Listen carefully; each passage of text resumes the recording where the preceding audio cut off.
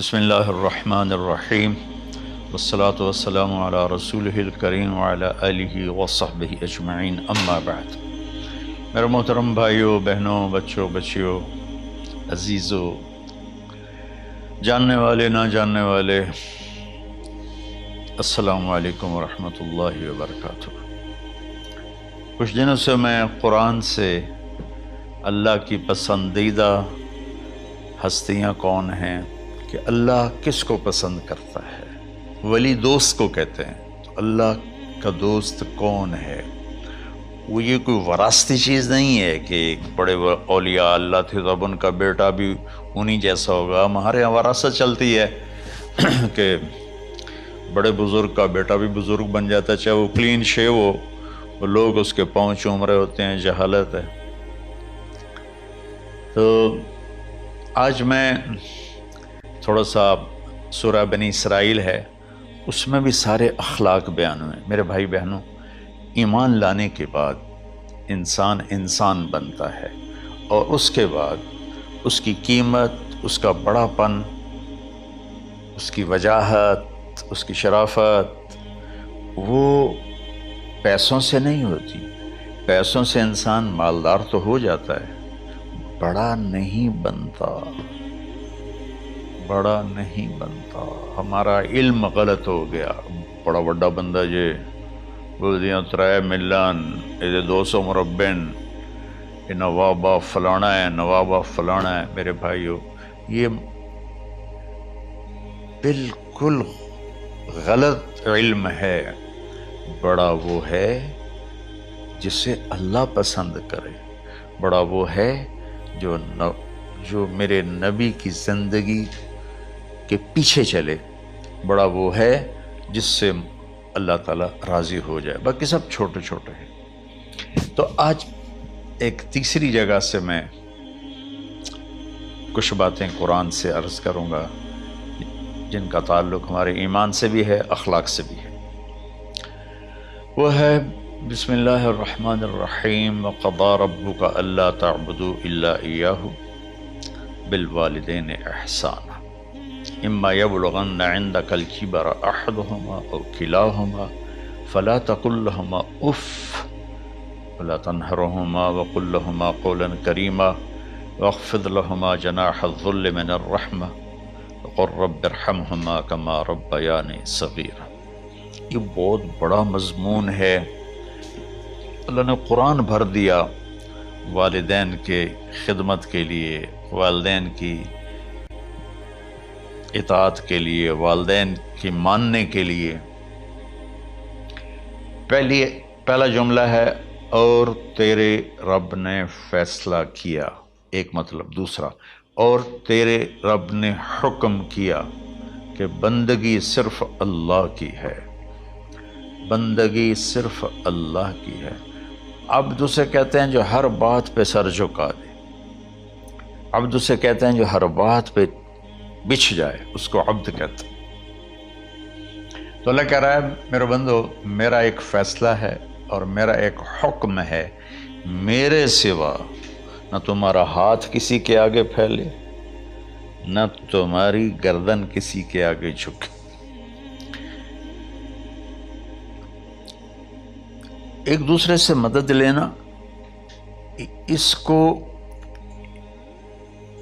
ایک دوسرے کی تعاونوں میں آ جاتا۔ تعاونوا علی البر والتقوی، ایک دوسرے کا ساتھ دو، ایک دوسرے کی مدد کرو۔ میرے نبی قرضہ اٹھاتے تھے۔ میرے نبی جب انتقال ہوا تو آپ کی زرہ 9 وسق پر، وسق 5 من کا ہوتا ہے، تو وہ جو کے بدلے آپ نے زرہ رکھوائی تھی کہ جب میں تمہیں ادا کروں گا زرہ لے لوں گا، اور آپ کا انتقال ہو گیا، آپ زرہ اپنی واپس نہیں لے سکے۔ وہ چیزیں جن کا تعلق صرف اللہ کی ذات سے ہے اور کوئی نہیں کر سکتا، اس میں صرف اللہ کے آگے ہاتھ پھیلا۔ جیسے ہم کہتے ہیں مدد، نصرت، اللہ کہتا میں ہوں۔ الا ان نصر اللہ قریب، سنو میری مدد تمہارے قریب ہے۔ تو اللہ تعبدوا الا ایاہ، بس ایک چھوٹا سا جملہ اللہ نے یہاں کیا، چونکہ یہاں اللہ نے والدین اور اخلاق بتانے تھے تو اپنے لیے صرف ایک جملہ بولا، باقی باتیں بھی اللہ کے لیے ہیں، لیکن اللہ نے میری بندگی، اس بندگی سے مراد 5 وقت کی نماز نہیں ہے، حج، روزہ، زکوٰۃ نہیں ہے اس کی مراد، یہ ساری باتیں داخل ہیں، اور اس کے ساتھ 24 گھنٹے کی زندگی اللہ کی مرضی پر گزارو، نفع آئے تو شکر ادا کرو، نقصان ہو تو صبر کرو، برداشت کرو، پھر بھی شکر ادا کرو، کہ میرا رب یہ کہہ رہا ہے کہ میں نے صرف اللہ سے تعلق جوڑنا ہے۔ اللہ کے نبی نے اپنے چچا زاد بھائی عبداللہ بن عباس سے فرمایا کہ یا غلام، اے نوجوان، اسی کا بکلمات فاحفظہ، میں تمہیں چند باتوں کی وصیت کرتا ہوں، کیا؟ احفظ اللہ، احفظ اللہ یحفظک اللہ، یحفظک اللہ، اللہ کے اوامر کی حفاظت کر، اللہ تیری حفاظت کرے گا۔ احفظ اللہ تجدہ تجاہک، تو اللہ کے اوامر، اسلام، حلال حرام کی پہچان کر کے زندگی گزار تو اللہ کو ہر وقت تو اپنی مدد کے لیے تیار پائے گا۔ اور لمبی حدیث ہے، عشاء کی نماز کا وقت ہو رہا ہے، اس میں وہ جملہ جو اس میرے مضمون سے متعلق ہے، وَإِذَا سَأَلْتَ فَاسْأَلِ اللَّهِ، جب بھی مانگو اللہ سے مانگو، جب بھی مانگو اللہ سے مانگو، اللہ کے سوا کوئی دینے والا نہیں ہے، صرف اللہ ہے دینے کے لیے۔ وَإِذَا اسْتَعَنْتَ فَاسْتَعِنْ بِاللَّهِ، اور جب مدد کے لیے ہاتھ اٹھاؤ تو صرف اللہ کو پکارو، جب ضرورت حاجت کے لیے، مدد کے لیے ہاتھ اٹھاؤ تو اپنے اللہ کو پکارو۔ تو یہ حدیث کی بات بھی ہے، یہ قرآن کی بات بھی ہے۔ اس کے بعد آگے اللہ کہتا ہے وَبِالْوَالِدَيْنِ إِحْسَانًا، اور اپنے والدین کے ساتھ احسان کرو۔ احسان کا کیا مطلب ہے؟ اللہ آگے اسی کی تشریح کر رہا ہے۔ ویسے احسان کا مطلب عربی میں ہوتا ہے، یہ جو ہمارا اردو کا احسان ہے، میں تیرے تو احسان کیتا تو ہوں میں نالے کی کر رہے ہیں، یہ بھی مطلب ہے، لیکن احسان کا اصل مطلب ہوتا ہے، احسان حسن سے ہے، حسن، حسن سے الف، 2 الف ملے اور احسان بن گیا۔ احسان کا مطلب ہوتا ہے کسی بھی کام کو جو دنیا کا ہے، دین کا ہے، اس سے انتہائی خوبصورت طریقے سے کرنا۔ جیسے کسی دلہن کا میک اپ ہوتا ہے نا، تو 5-6 گھنٹے 4 گھنٹے کے بعد وہ کہتی ہے، جو ہوتی ہے اس کا میک اپ کرنے والی، کہ جی بس یہ مکمل ہو گیا ہے اور اب اس سے آگے نہیں ہے۔ تو آخری انتہا، اچھائی کی آخری انتہا پر پہنچ کے کام کرنے کو احسان کہتے ہیں۔ تو میرا اللہ کہہ رہا ہے میرے بندو، اپنے والدین کے ساتھ وہ کرو کہ جو بھلائی کی، خدمت کی، ماننے کی آخری حد ہے۔ سبحان اللہ۔ وبالوالدین احسان، بالوالدین پہلے ہے، احسان بعد میں ہے۔ اللہ تعالیٰ نے باقی سب کو پیچھے کر کے فرمایا کہ دیکھو خاص طور پہ ماں باپ کے ساتھ وہ رویہ کرو کہ ان کے دل سے دعائیں نکلیں۔ چند دن پہلے ایک والد یوں ہاتھ اٹھا کے کہہ رہا تھا اپنے بیٹے، اکلوتا بیٹا، میں منگنا اللہ کو لو، اللہ تینوں چاہ لوے۔ باپ بیٹے کے لیے یہ دعا مانگ رہا تھا اور بیٹا اکیلا ہے، یہ بد دعا باپ کر رہا تھا۔ تو بھائیو، ایسی اولاد نہ بنو جس ماں نے پیٹ میں 9 مہینے اٹھایا، پھر جننے کی تکلیف برداشت کی۔ ایک شخص آیا حضرت عبید بن عمیر کے پاس کہ حضرت میں نے ماں کو اپنے کندھے پہ بٹھا کے پیدل حج کرایا ہے، مینا لے گیا، عرفات لے گیا، مزدلفہ، پھر مینا، پھر مکہ، تو کیا میں نے ماں کا حق ادا کر دیا؟ میں نے فرمایا ولا تلقۃ واحدہ، بیٹا ابھی ایک تلقہ کا حق بھی ادا نہیں ہو۔ تلقہ کسے کہتے ہیں؟ جب بچہ پیدا ہونے کا وقت آتا ہے تو ماں کو دردوں کی لہریں اٹھتی ہیں، وہ اتنی خوفناک ہوتی ہیں کہ ماں چیخ چیخ کے رہ جاتی ہے، اور بعض اوقات ڈیلیوری لیٹ ہو جاتی ہے تو وہ تڑپتی ہے، روتی ہے۔ وہ جو لہریں ہیں نا پیٹ میں آتی ہیں جاتی ہیں، آتی ہیں جاتی ہیں، ایک لہر جو درد کی اٹھتی ہے اس کو کہتے ہیں طلقہ۔ میں قربان جاؤں، انہوں نے فرمایا بیٹا ابھی تیری ماں نے جو تجھے جنا تھا اس وقت جو تجھے درد، وہ تیری ماں نے درد کی لہریں برداشت کی تھیں، اس میں سے ایک لہر کا بھی حق ادا نہیں ہوا، یعنی کہ حق ادا ہو ہی نہیں سکتا۔ یہ مطلب کہ حق ادا ہو ہی نہیں سکتا، کہ بیٹا ابھی ایک کا بھی نہیں۔ پھر حضرت عبداللہ بن عمر سے ایک شخص نے پوچھا کہ اچھا یہ جو آدمی تھا یہ خراسان، یہ ایران میں ہے اور افغانستان میں، یہاں سے ماں کو پیدل کندھے پہ بٹھا کے مکے پہنچا تھا، اندازہ لگا اس نے کتنی مشقت اٹھائی۔ اور عبید اللہ بن عمیر کہتے ہیں بیٹا ابھی ایک لہر کا حق ادا نہیں ہوا۔ یہی سوال حضرت عبداللہ بن عمر سے کیا ایک شخص نے کہ حضرت میں نے اپنی ماں کو حج کرایا ہے، سارا میں نے پیدل کرایا ہے اور کندھے پہ اٹھا کے کرایا ہے، تو کیا میں نے ماں کا حق ادا کر دیا؟ وَلَا زَفْرَةً وَاحِدًا وَلَا زَفْرَةً وَاحِدًا۔ کہ بیٹا تیری ماں نے تجھے پالتے ہوئے جو تھک تھک کے لمبے لمبے سانس لیے، ہوکے بھرے، ابھی ایک ہوکے کا حق بھی ادا نہیں ہوا، یعنی حق ادا ہو ہی نہیں سکتا۔ تو احسان کے آگے تشریح آ رہی ہے۔ تو آج میں صرف اتنی بات کروں گا کہ میرے بھائیوں، میری بہنوں، میرے بچوں، میری بچیوں، اللہ کے واسطے ماں باپ کو دکھ نہ دینا ورنہ اللہ بھی ناراض ہو جائے گا۔ چند دن پہلے ایک بچہ بچی میرے پاس آئے، دونوں میڈیکل اسٹوڈنٹ تھے، کہ ہم شادی کرنا چاہتے ہیں۔ تو بچی نے کہا جی میرے والدین ناراض ہیں، وہ نہیں، اس رشتے پر راضی نہیں ہیں۔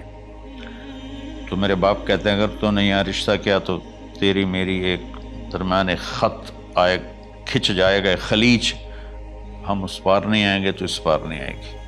میں نے کہا بیٹی جس ماں نے تجھے 9 مہینے پیٹ میں پالا، 2 سال تجھے دودھ پلایا، تیری پوٹیاں پیشاب صاف کیا، تجھے پیمپر باندھے، تجھے اٹھ اٹھ کے راتوں کو اپنی چھاتی سے دودھ پلایا، کیا اب اس کا اتنا بھی حق نہیں کہ تم اس کی رائے کا احترام کرو؟ اتنا بھی حق نہیں ہے؟ تو میں نے کہا بیٹا میری کوئی رائے نہیں ہے، تو اگر تیرے ماں باپ راضی ہیں تو بسم اللہ ضرور کر، اگر راضی نہیں ہیں تو دیکھو موت تک تجھے ماں باپ کی دعا نہیں ملے گی، اور ماں باپ کی دعا نہ ملی تو کچھ بھی نہیں ملے گا۔ تو بھائیو دوستو، خاص طور پر آج کے کالج کے نوجوان بچے بچیاں یہ ماں باپ کے ساتھ بہت بدتمیزی کرتے ہیں، چونکہ اس میں والدین کا پہلا قصور ہے کہ انہوں نے ان کو دین نہیں سکھایا۔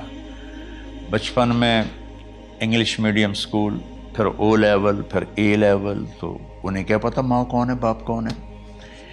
ایک پرانی بات ہے، ایک شخص اپنے بیٹے کو لے کر آیا کہ یہ میرا بچہ ہے اور یہ فلاں جگہ شادی کرنا چاہتا ہے اور ہم میں سے کسی کی رائے نہیں ہے اور یہ مانتا نہیں ہے، اور اس کے ساتھ اس نے دھاڑے مار کے رونا شروع کیا۔ تو میں نے بچے کو دیکھا تو یوں کر کے بیٹھا تھا، اس کا باپ رو رہا ہے، ہچ کیوں تو ایسے بیٹھا ہو۔ تو مجھے اچانک خیال آیا، میں نے کہا شیخ صاحب اس کو کہاں پڑھایا تھا؟ کہا جی امریکن اسکول۔ اس کے بعد آسٹریلیا بھیجا تھا مزید تعلیم کے لیے۔ ان کے شیخ صاحب اس بچے کا کوئی قصور نہیں، آپ کا قصور ہے، اس کو تو پتہ ہی نہیں میری ماں کیا ہے میرا باپ کیا ہے۔ ایک ہماری تہذیب تھی وہ ختم ہو گئی ہے، اس میں علم نہیں بھی تھا تو ماں باپ کا۔ میں نے اپنی آنکھوں سے دیکھا، میں نے اپنے دادا کو دیکھا لیکن میں یاد نہیں، لیکن جو میرے دادا کے چھوٹے بھائی تھے ان کو میں سنبھلتا ہوں، ان کو میں نے دیکھا ہے، 3ری 4تھی جماعت تک میں تھا۔ 61 میں ان کا انتقال ہوا، میری 9 سال عمر تھی، تو 8 سال۔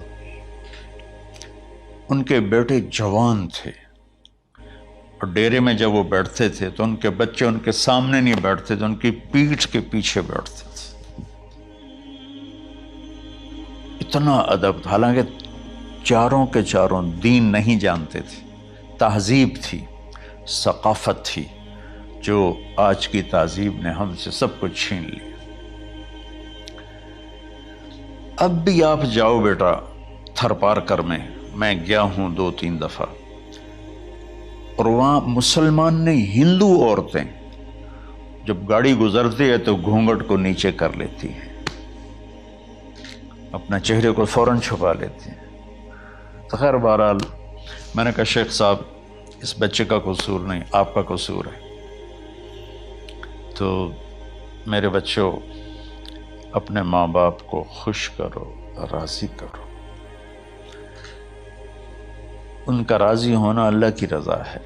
میں اس کی تفصیل انشاءاللہ آگے بتاؤں گا، آج میں صرف اتنا ہی میں نے تمہید باندھی ہے کہ ماں باپ کا کیا مقام ہے، ان کی کیا عزت ہے۔ ایک شخص آیا، یا رسول اللہ میرا باپ میرے پوچھے بغیر میرا مال خرچ کر لیتا ہے۔ آپ نے کہا بلاؤ، چونکہ بچے کا ذاتی مال اگر ہو تو شرع کے لحاظ سے باپ پوچھ کے استعمال کرے، بغیر پوچھے استعمال نہ کرے۔ جب اسے پتہ چلا کہ میرے بیٹے نے شکایت کی ہے، تو عرب کی شاعری تو مشہور تھی، انہیں دل دل میں کچھ اشعار پڑھے۔ جو آیا تو جبریل پہلے آ گئے، یا رسول اللہ، اللہ تعالیٰ کہہ رہے ہیں آپ اس سے پوچھیں وہ شعر بتاؤ جو تیرے کانوں نے تو نہیں سنے، تیرے دل میں آئے تھے اور اللہ نے سن لیے۔ تو اللہ کے نبی نے فرمایا بھائی تیرا انشاءاللہ کیس سنتے ہیں، لیکن پہلے وہ شعر سناؤ جو تم نے تو نہیں کہے زبان سے پر اللہ نے سن لیے ہیں۔ تو پھر اس نے وہ اشعار پڑھے، اور اس کے آگے کیا ہوا یہ میں انشاءاللہ اگلے کلپ میں بتاؤں گا کہ باپ کا کیا مقام ہے، ماں کا کیا مقام ہے۔ السلام علیکم ورحمۃ اللہ۔